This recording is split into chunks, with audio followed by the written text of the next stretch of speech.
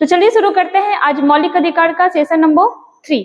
मतलब 2 हम लोग सब्जेक्टिव पार्ट लेकर के आए थे, जिसमें मौलिक अधिकार के बारे में कैसे भारत के संविधान में मौलिक अधिकार को जगह मिला और फिर कैसे कैसे बहुत सारे आर्टिकल ये बताते हैं कि भारतीय संविधान और भारतीय सरकार हमें कौन कौन सा अधिकार देता है। ठीक है, और आज उन्हीं सब सब्जेक्टिव के आधार पे हम लोग बहुत सारे प्रश्न करने वाले हैं जो अलग अलग एग्जाम में आया हुआ। तो ध्यान से देखिएगा, पहले सब्जेक्टिव पार्ट जरूर देखिएगा और उसके बाद ऑब्जेक्टिव में आएगा तब आपको समझ में आएगा। चलो देखते हैं क्वेश्चन नंबर फर्स्ट, ठीक ना। चलिए आइएगा क्वेश्चन नंबर फर्स्ट देखते हैं क्या बोल रहा है। निम्नलिखित संवैधानिक उपचारों में से किसे पोस्टमार्टम भी कहा जाता है। ठीक है, देखो यहाँ पे एक वर्ड यूज कर रहा है संवैधानिक उपचार।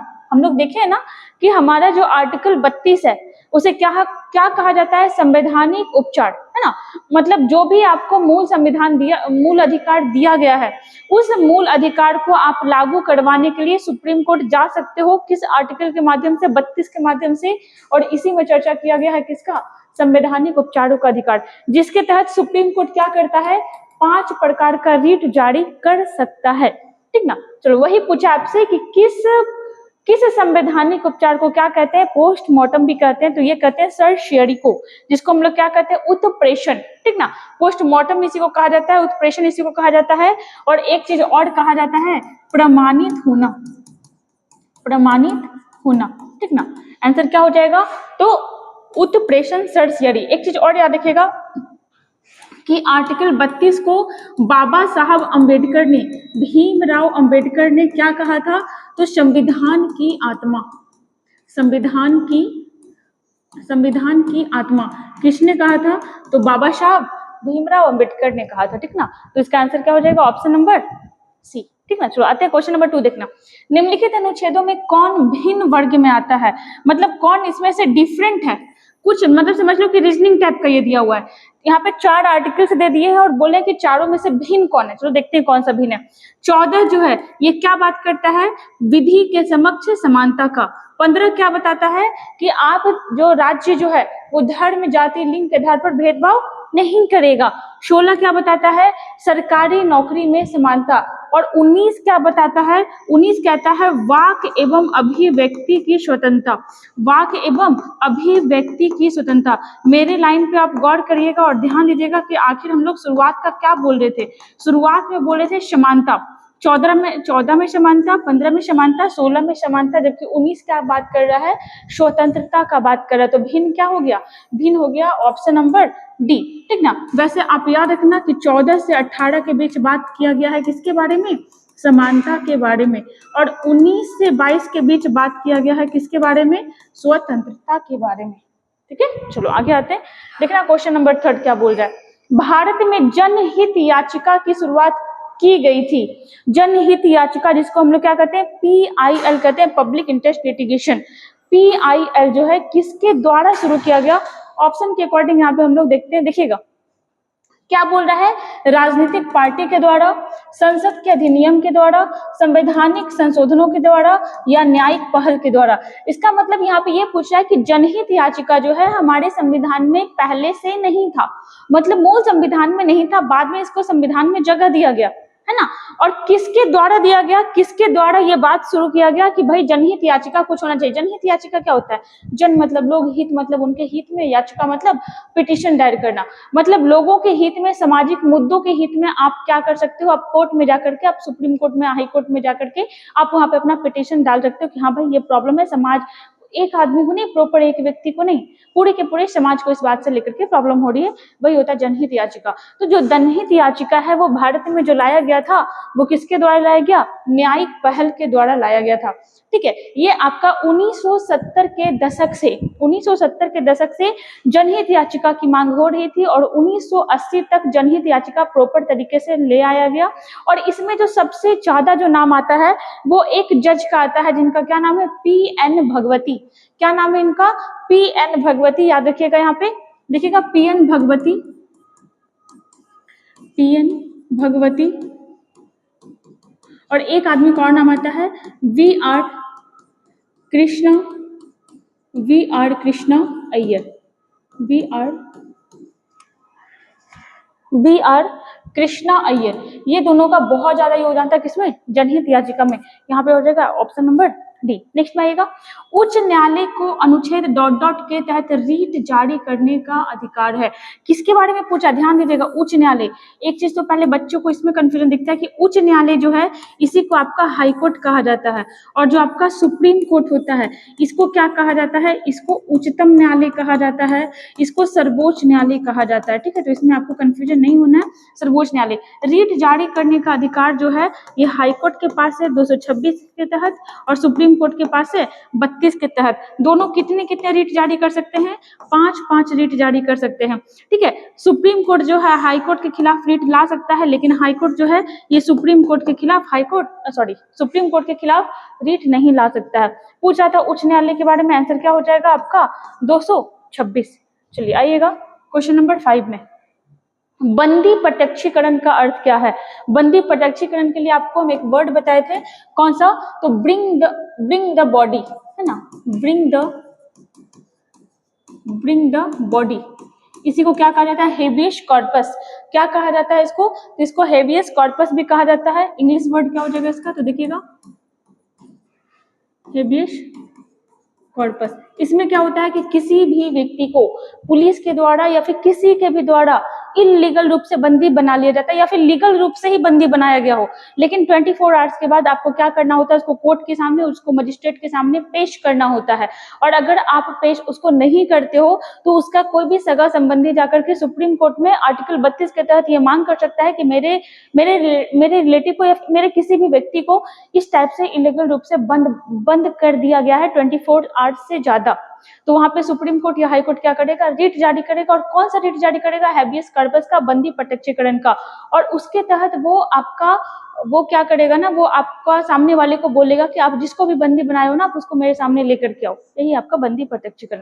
ठीक है, देखो यहाँ पे ऑप्शन पढ़ना क्या हो जाएगा, व्यक्ति को न्यायालय के समक्ष उपस्थित करना। ठीक है, आई थिंक पहले ही ऑप्शन दे दिया, बाकी आप पढ़ लो। यही हो जाएगा ऑप्शन नंबर ए। नेक्स्ट में आना, भारतीय संविधान का अनुच्छेद 32 किससे संबंधित है। और आप देख लो कि सारे एग्जाम में पूछा हुआ क्वेश्चन है। 32 किससे संबंधित है, संवैधानिक उपचारों, है ना, संवैधानिक उपचार से संबंधित है। आंसर क्या हो जाएगा, देखो जीवन का अधिकार किसमें है, 21 में है। संपत्ति का अधिकार 31 में था, इसको खत्म कर दिया गया। और कहाँ भेज दिया गया इसको, 300 का ए में कानूनी अधिकार बना दिया गया। उसके बाद देखिएगा वित्तीय आपातकाल, इसका चर्चा है 360 में। संवैधानिक उपचारों का अधिकार, ऑप्शन नंबर सी। नेक्स्ट में आइएगा, देखिएगा भारतीय संविधान का अनुच्छेद 35A, अनुच्छेद 35A अक्सर चर्चा में रहता है। यह अनुच्छेद किससे संबंधित है, तो देखिएगा सबसे पहले तो ये जो आपका संबंधित है, किससे संबंधित है, तो ये प्रॉपर जम्मू कश्मीर से संबंधित था।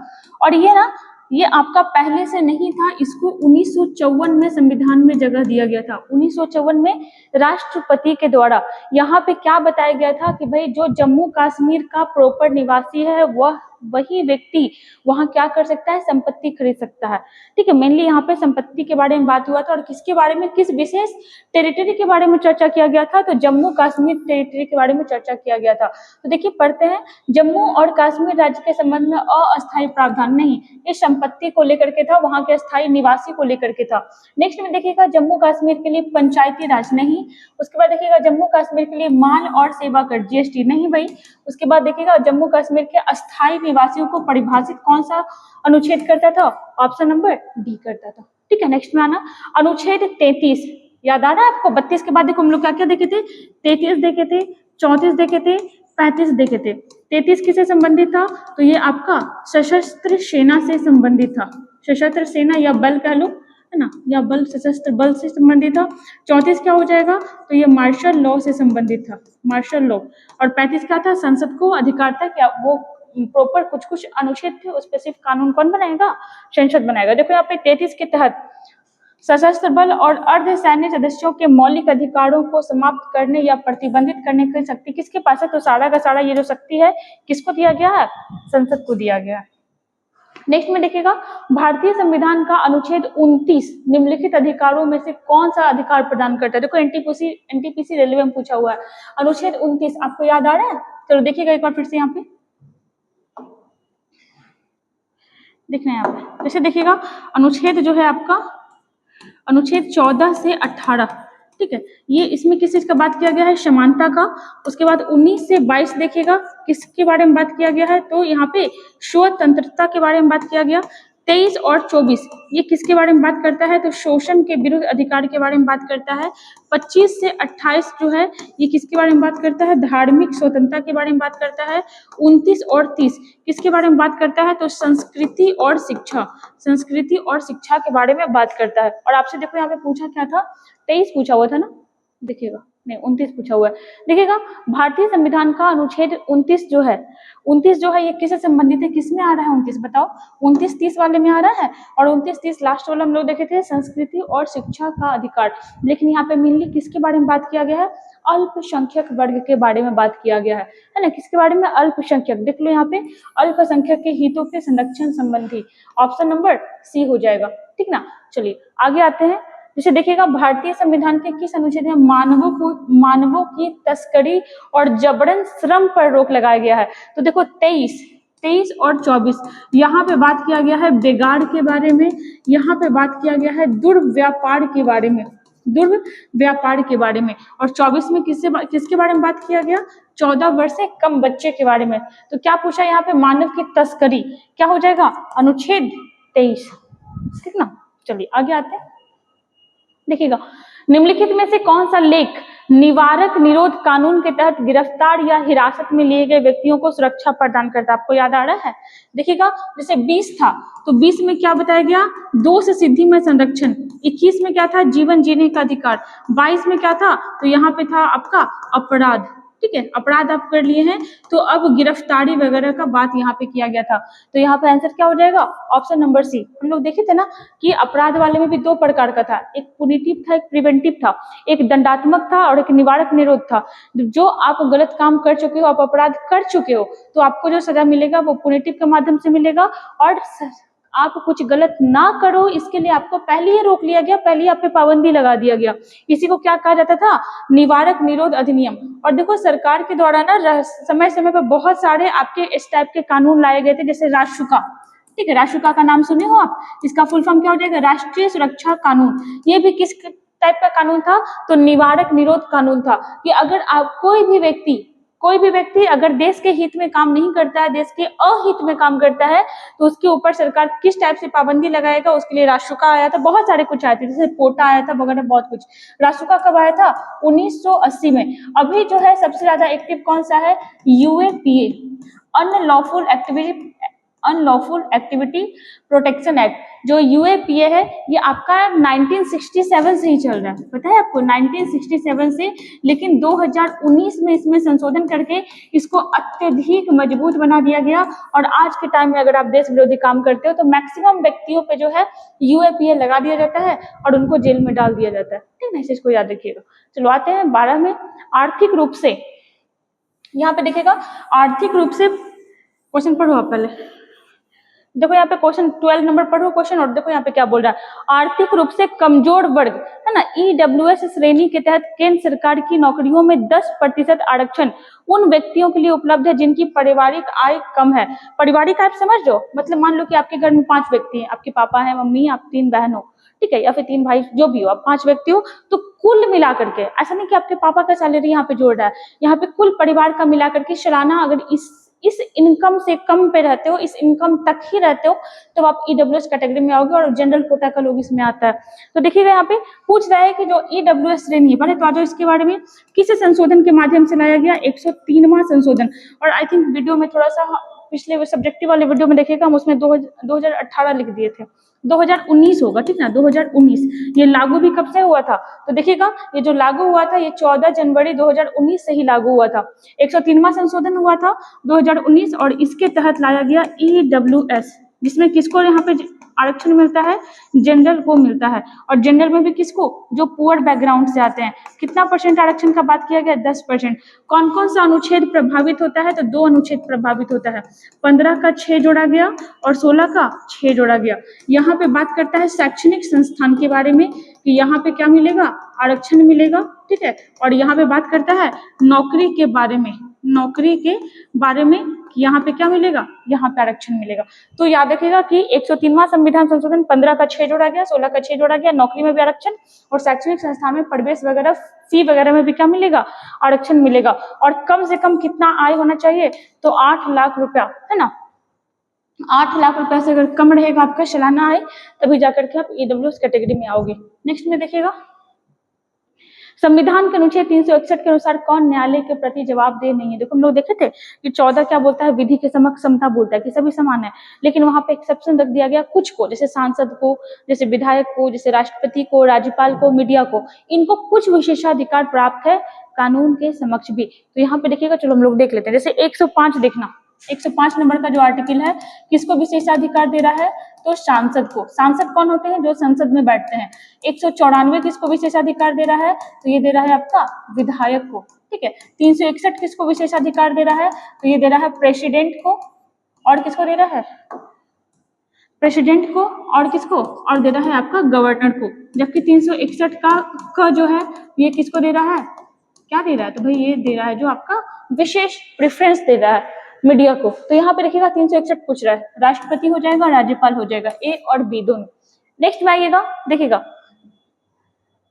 भारत के संविधान का कौन सा अनुच्छेद न्यायिक समीक्षा की शक्ति देता है। न्यायिक समीक्षा में पावर किसको मिलता है, तो न्यायालय को मिलता है कानून को देखने का। और ये प्रावधान कहाँ से लिया गया है, यूएसए से लिया गया है। कौन से आर्टिकल में चर्चा है, आर्टिकल 13 में चर्चा है। क्या हो जाएगा, ऑप्शन नंबर ए। नेक्स्ट में आइएगा, देखिएगा आर्थिक रूप से पिछड़ा वर्ग को आरक्षण प्रदान करने हेतु तो किन अनुच्छेदों को सम्मिलित किया गया है, तो आपको बताया अभी 15 का 6, 16 का 6, ऑप्शन नंबर डी। नेक्स्ट में आइएगा, इनमें से कौन सा अनुच्छेद राज्य की परिभाषा को परिभाषित करता है। राज्य की परिभाषा देखिएगा, नो में क्या बोला गया है कि आप किसी भी अन्य देश की नागरिकता लोगे, आपका भारतीय नागरिकता खत्म हो जाएगा। 10 ये कहता है कि जो आपका नागरिकों के लिए जो भी कानून बनाया जाएगा वो सब पे लागू होगा, और आपकी नागरिकता तब तक बनी रहेगी जब तक आप कोई भी देश विरोधी कार्य नहीं करोगे। 11 क्या बोलता है कि नागरिकता संबंधी कानून बनाने का अधिकार किसके पास है, संसद के पास, और मंत्रालय पूछ लेगा तो बताओ, गृह मंत्रालय के पास। 12 क्या करता है, तो ये देता है राज्य की परिभाषा, और राज्य की परिभाषा में हम लोग देखे थे कौन कौन सा बॉडी आ जाएगा, तो राज्य की परिभाषा में संसद आ जाएगा जो कानून बना सकता है, और बताओ आप विधानमंडल आ जाएगा, आएगा कि नहीं आएगा, बताओ आएगा ना।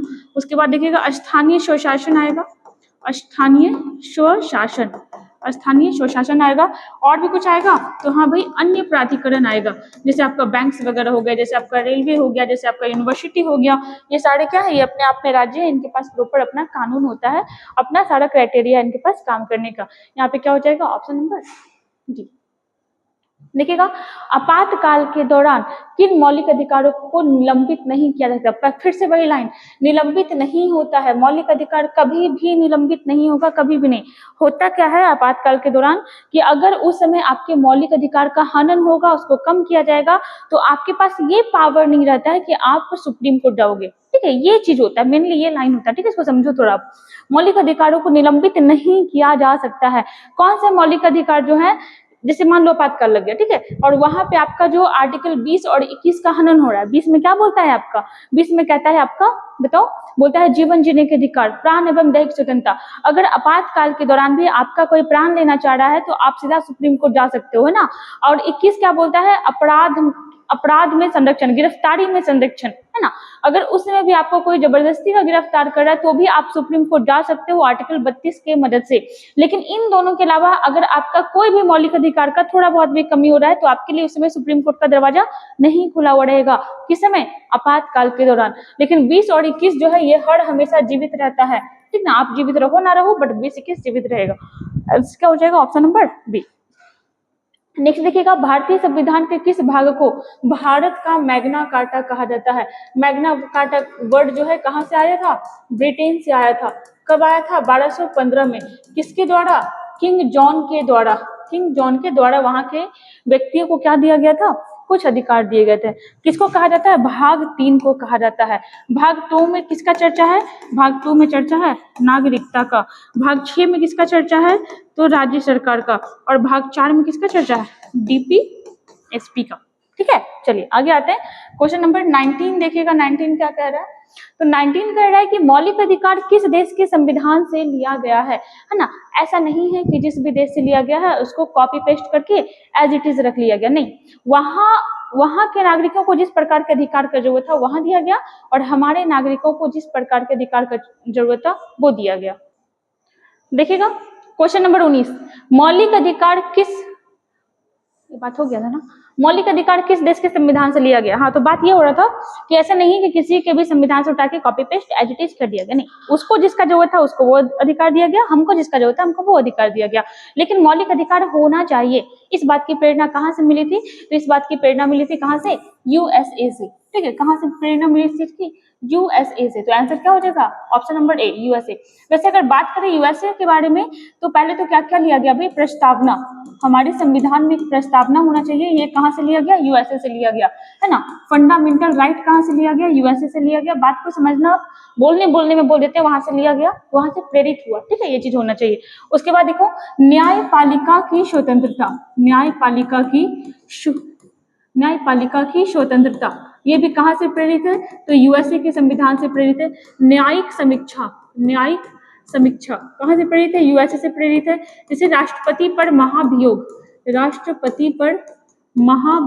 देखो राइटिंग खराब हो गया, आप सुन करके लिख लेना। राष्ट्रपति पर महाभियोग कहाँ से लिया गया? तो यूएसए से लिया गया। ब्रिटेन से देखें तो ब्रिटेन से क्या लिया गया? तो ब्रिटेन से लिया गया आपका संसदीय शासन। और भी कुछ लिया गया बताओ आप? चलो, और ये लिया गया आपका एकल नागरिकता।